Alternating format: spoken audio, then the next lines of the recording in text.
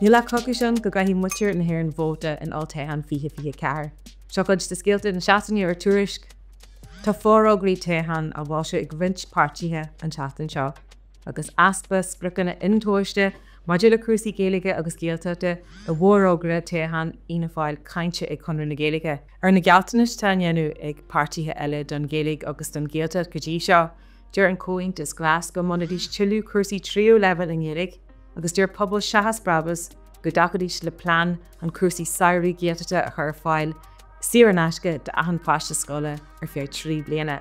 Tún tón tití as bhóta ina fáil an gáinimh hir, Deirisa an ar ar Gaelta éman ó cíomh tá iirithe as. Dver poblbhré ar rin Ipsos agus BNA de tiisi cahar sa dácheantar.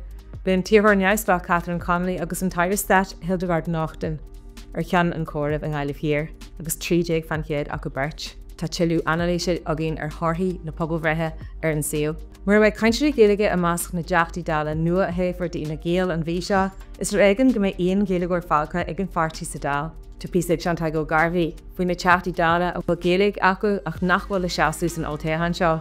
Tá analís a déanú ag donnacha ó héalaithe ar na dáilcheanta ar fad is scéalta tá fáiste ar Tuairisc idir seo agus an líú leafihiad de bhí na saona.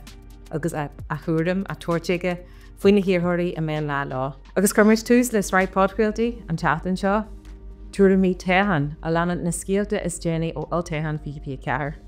Tá siad ar fáil ar Spotify, YouTube agus Apple Podcasts.